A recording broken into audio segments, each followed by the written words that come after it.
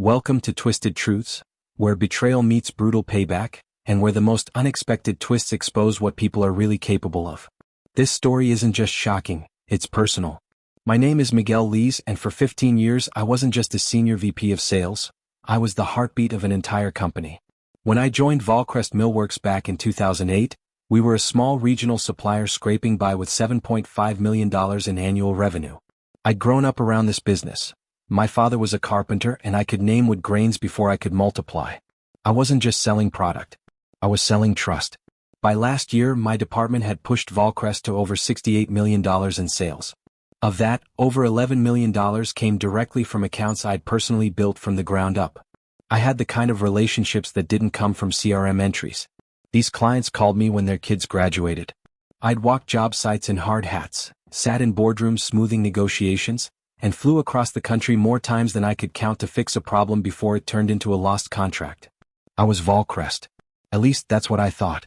That illusion shattered the morning Vanessa Claymore walked into our glass conference room with her minimalist suit and a sterilized smile. She was barely 3 months into her new role as our sales transformation director, a title as vague as it was ominous, brought in after the company was bought by Lindham and Crest, a faceless holding company out of Chicago that seemed more interested in lean growth than legacy. Her voice was cold and crisp, like someone reading off a corporate eulogy. Miguel, your compensation package is being restructured. Effective immediately. Your base pay will be reduced by 40%, and commissions will shift to a tiered performance model aligned with industry benchmarks. I didn't flinch, didn't yell. Just stared at the numbers on the sheet she slid across the table like a death certificate. It wasn't just a cut. It was a gutting. A salary slashed so deep it'd take a miracle to break even if I doubled my output. You're calling this a growth incentive? I asked, keeping my voice level. Her smile stayed tight. Your current package is outdated. We're standardizing across departments to align with modern frameworks. That was corporate for, you're too expensive. We want your clients, not you. I stood, shook her hand. Thanks for the clarity. The flash of surprise on her face said it all. She'd expected resistance, rage, maybe begging. Instead, I gave her what she never saw coming, quiet acceptance. But behind that calm, something broke. Not my pride. Not my composure. My trust. That afternoon, I packed up my desk. Just the essentials. A framed picture of my daughter finishing her first marathon, a 10-year-old award plaque, and the fountain pen one of my earliest clients had given me after we landed their largest multi-campus contract. I didn't look back as I walked out. But she did. I saw Vanessa watching from her office window, arms crossed. Maybe she thought she'd won. That she'd clipped the old guard and cleared space for her polished Harvard clones. She had no idea what she'd just done. At home that evening, I poured myself a whiskey and sat in the silence of my office. My laptop hummed. I pulled up the sales data from the past 10 years.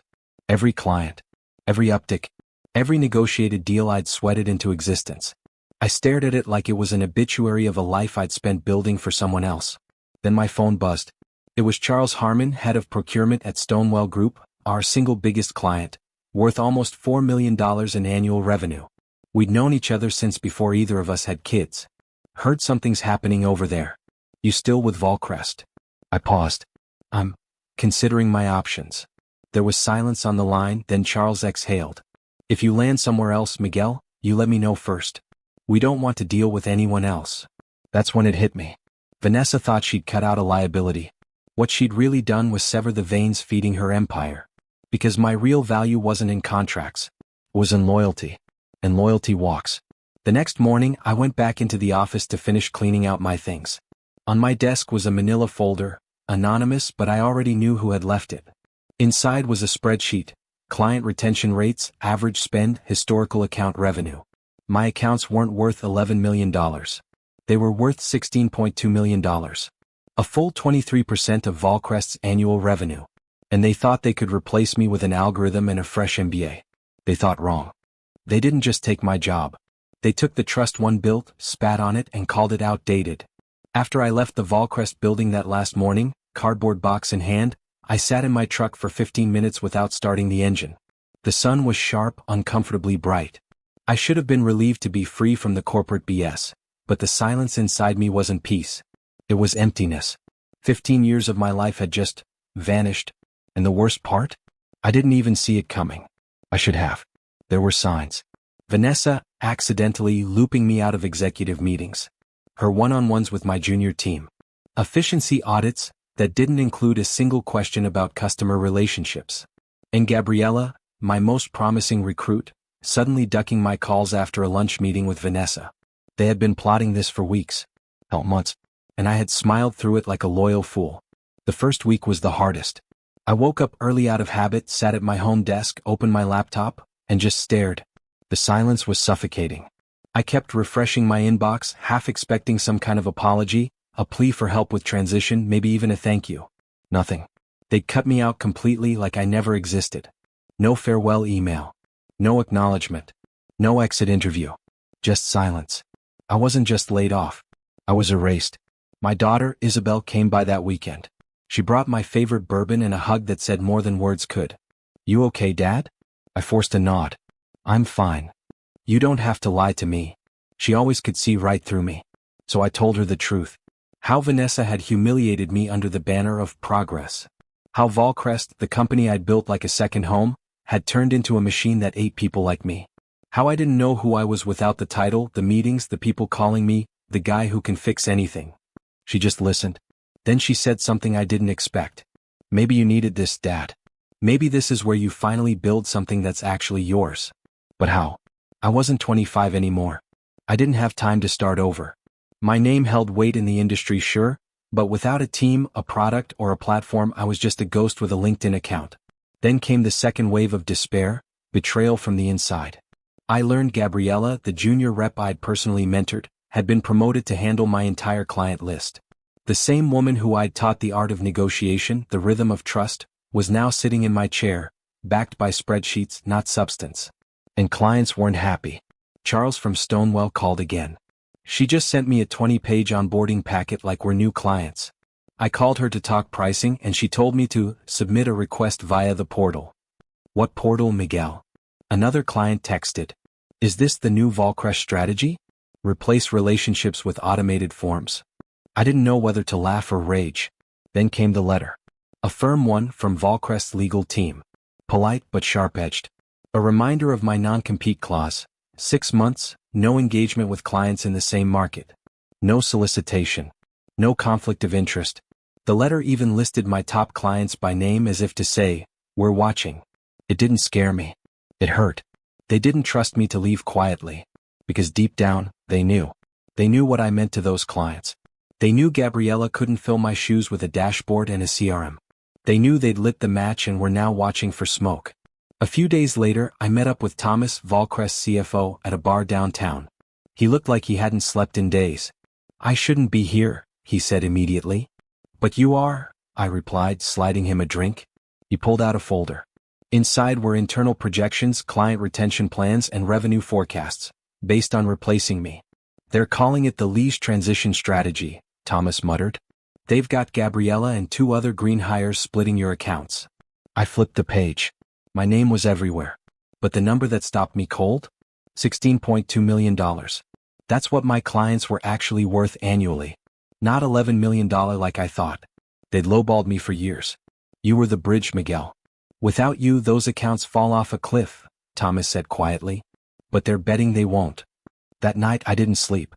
Not out of fear. Out of focus. I finally understood the game. They didn't just cut me out to save money. They cut me out because they needed access, not loyalty. They wanted to mine what I'd built and sell it at a higher margin. But here's what Vanessa Claymore forgot. You can't steal trust. You have to earn it. And she'd earned nothing. They thought they buried me. What they didn't know was, I was planting something. 2 weeks after I left Volcrest, I stopped being angry. The betrayal still stung, sure. But the rage? It was gone. Replaced by something sharper. Something colder. Clarity. I wasn't a victim anymore. I was a threat. And Vanessa? She just declared war on someone who'd spent 15 years mastering the battlefield she barely understood. But to fight back, I needed intel. And the first crack came from the very people trying to hold the walls up. Thomas called again. This time it wasn't a drink. It was a warning. "They're auditing your old expense reports," he said. "For what?" "Anything they can spin. Mileage discrepancies, duplicate receipts. They're building a fallback story. If the clients walk, they'll say it's because you were corrupt.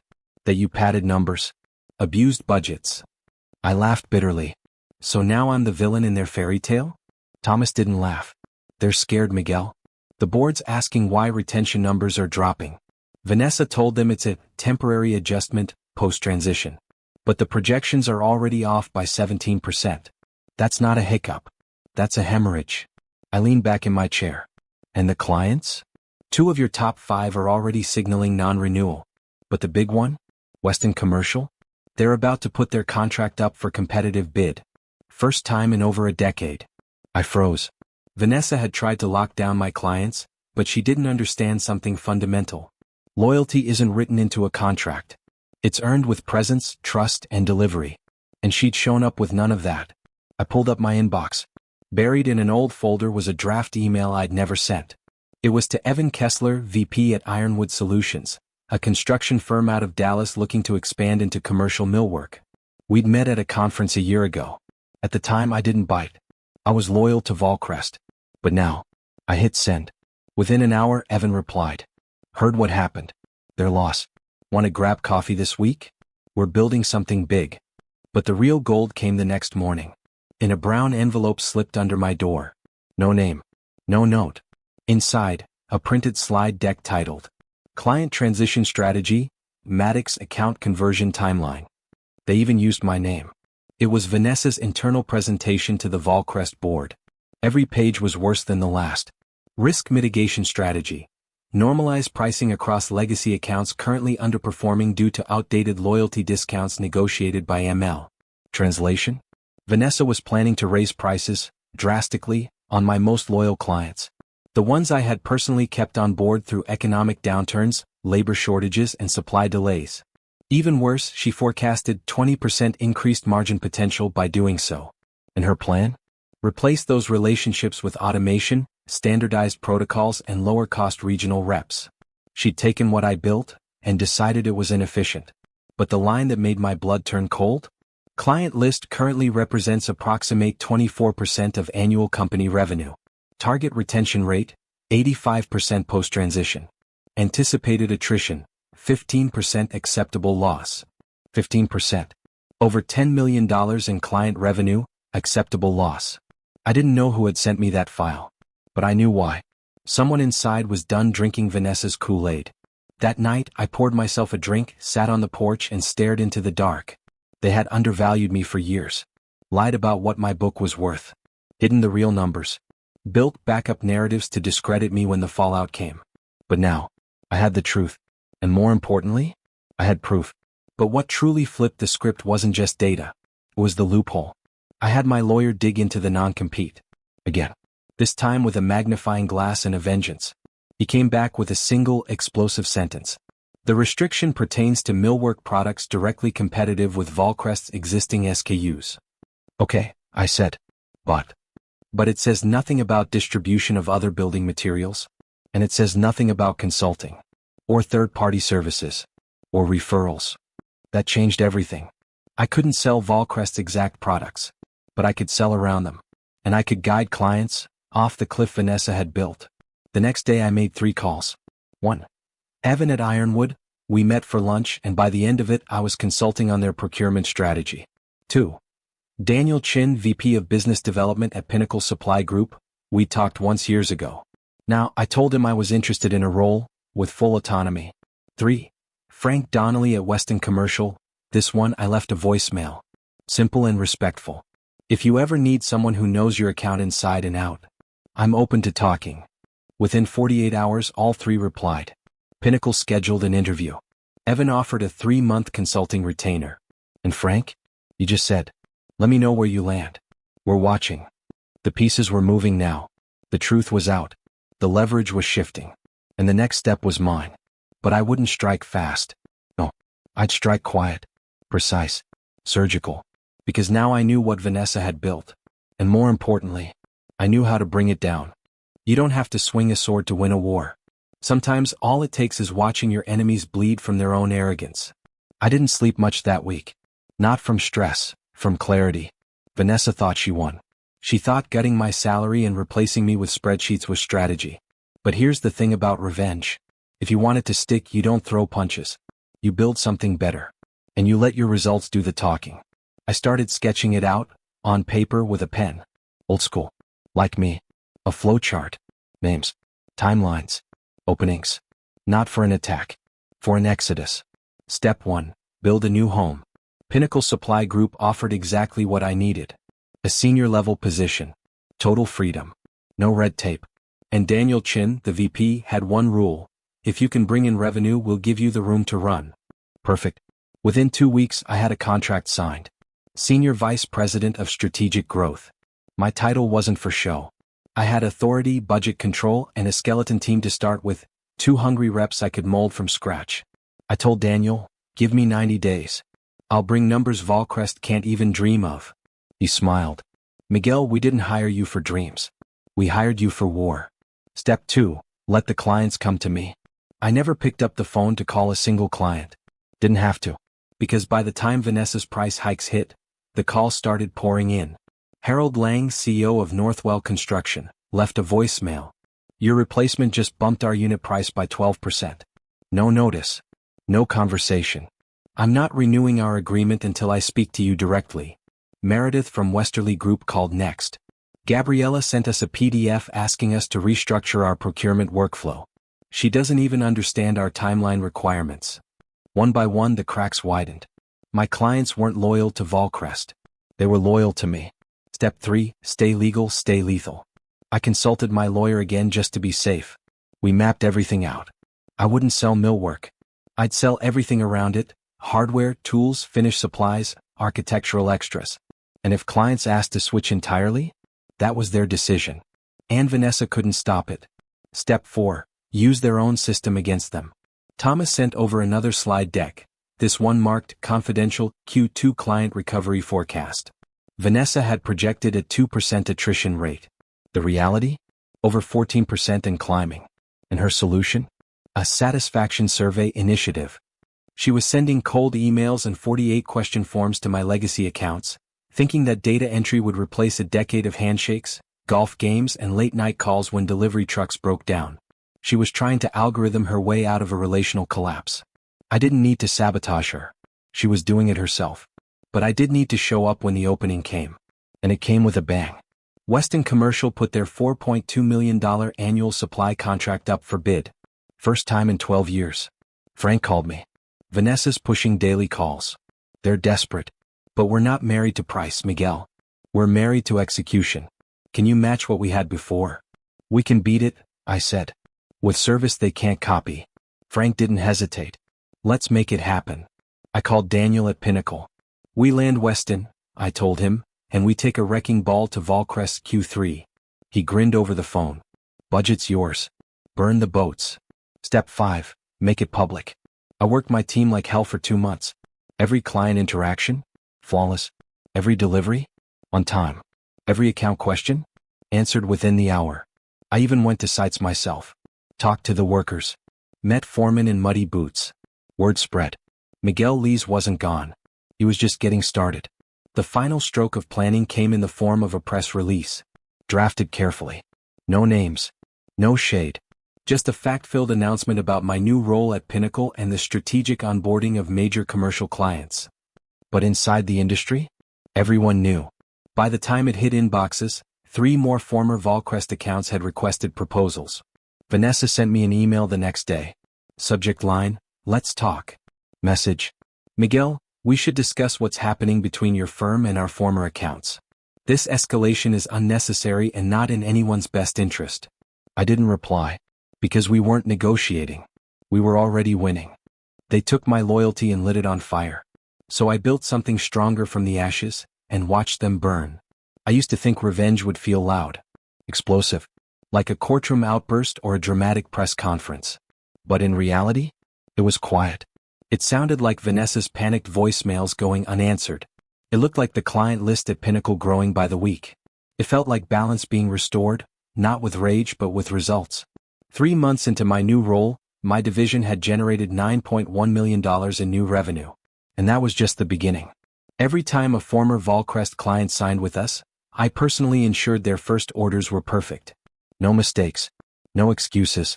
No learning curve. Because I already knew them. I remembered that Northwell Construction preferred staggered delivery times to match their project phasing. That Weston's procurement manager, Diane, hated last-minute substitutions. That Stonewell always ordered in bulk to cut transportation costs, but expected deep discounts in return. These weren't accounts. They were relationships.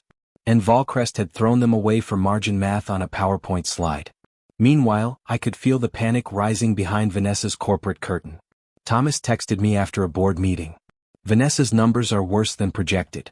CEO's breathing down her neck. Another message followed. She blamed client churn on legacy discounts, creating an unsustainable model. Translation? She was blaming me. But it wasn't working. Because clients weren't just leaving, they were talking. Frank from Weston invited me to lunch again. He'd already signed a 2-year contract with us at Pinnacle. But this time he came with news. Vanessa offered to undercut your pricing by 8%, he said. Told me she'd personally manage the account if we came back. And? I told her what I always tell people who make noise after they've been ignored for years. He smiled. You can't bribe your way out of disrespect. Later that week, Meredith from Westerly Group sent me a photo via text. It was a screenshot of a customer retention survey Volcrest had emailed her. 48 questions. No personalization. Just metrics and generic promises. She added a caption. This is what they think loyalty looks like?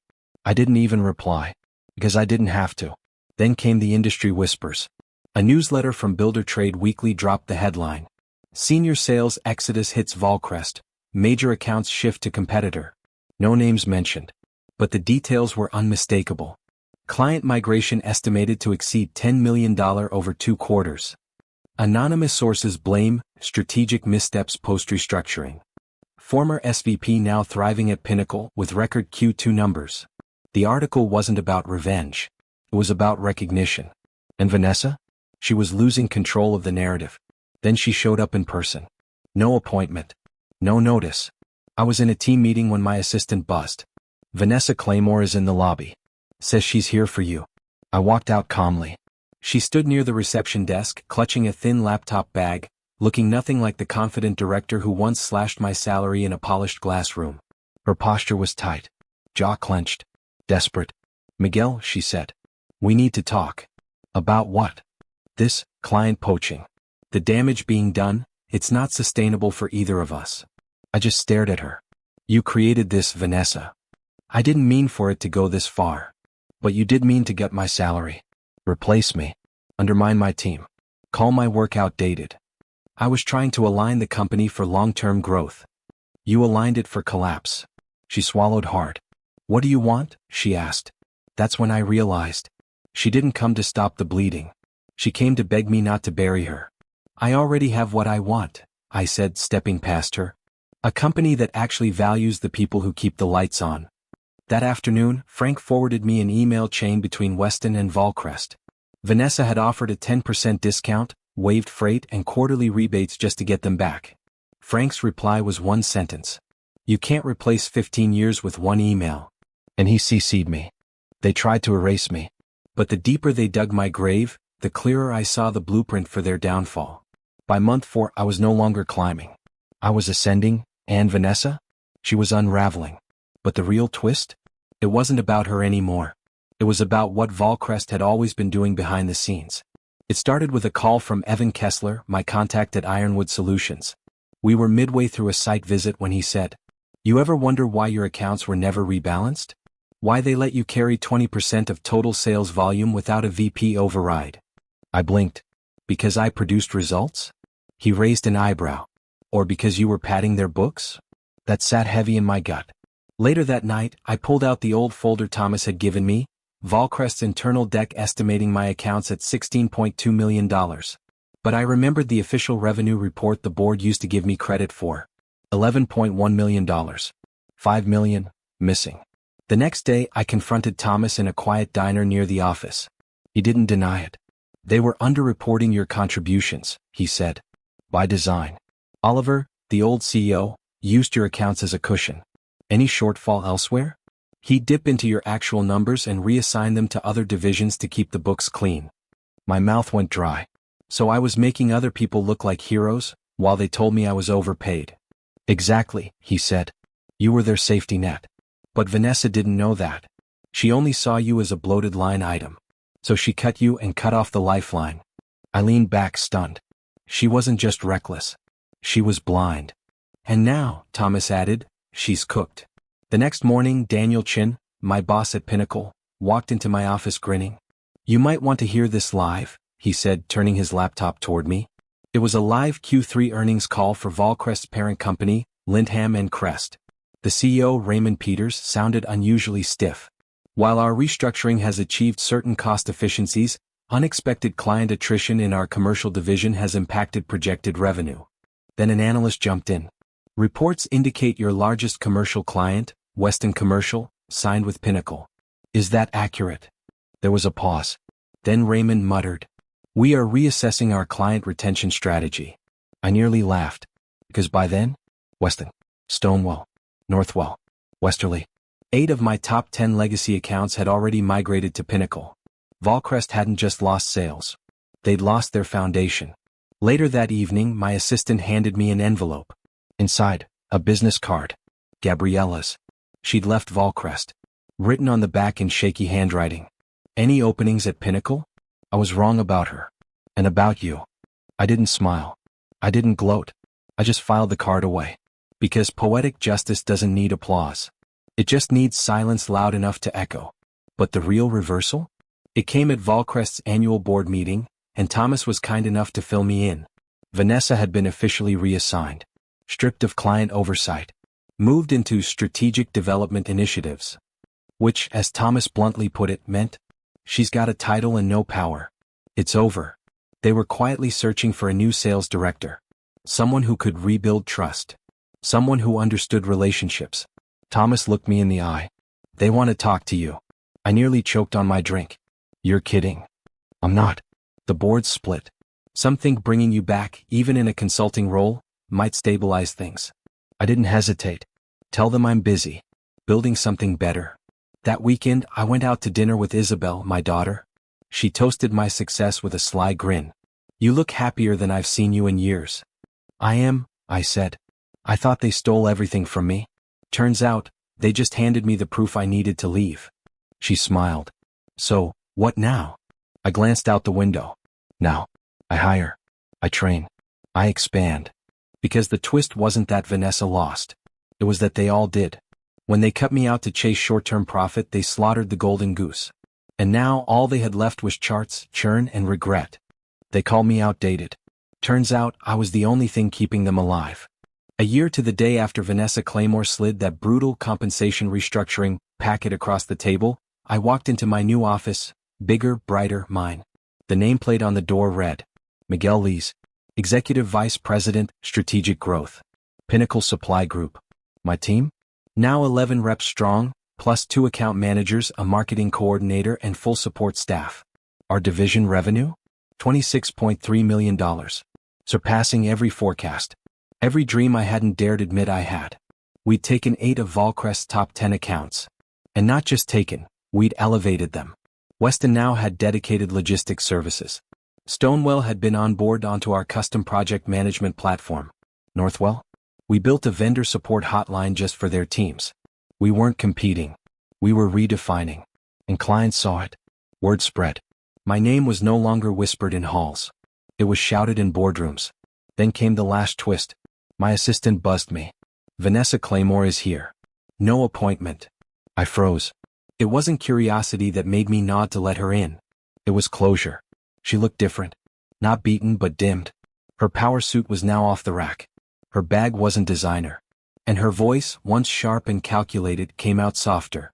Thank you for seeing me, she said, standing by the door. What can I do for you? I'm with a consultancy now. Hamilton Group. We're studying industry disruptions. I wanted to pick your brain. Maybe feature Pinnacle's client retention model in a case study. I let the silence breathe. She squirmed in it. Because we both knew the truth. She wasn't here for a case study. She was here because I had built what she destroyed. She was here because the market remembered. And she wanted a piece of the thing she tried to erase. I think, I said finally, you already know my retention model. Her lips parted. But there was no comeback. No snark. Just a slow, defeated nod. She placed her card on my desk. If you ever want to. I appreciate the offer, I said, standing. But I'm fully booked these days. She paused, looked at the card, then at me. And for the first time since I'd met her, Vanessa Claymore had nothing left to say. She turned and left, and I dropped the card straight into the shredder. That night, I had dinner at Isabel's house. She'd just been promoted to senior architect. We ate on her patio under warm string lights, her dog curled at our feet. "How's work, Dad?" she asked. I took a sip of wine and smiled. "Good. I'm building something that lasts." Because I was. Not with wood or spreadsheets, but with people. With trust. With the truth. Vanessa had tried to burn my career down, and she succeeded. But she forgot one thing. You don't bury a man like me. You plant him, and then you watch him grow. In the end, truth has a way of surfacing, even if it comes twisted through pain and betrayal. As one wise voice once said, sometimes your greatest enemy was once your closest ally. If this story struck a chord with you, let us know in the comments. And don't forget to subscribe, share, and spread the word, because justice deserves to be heard.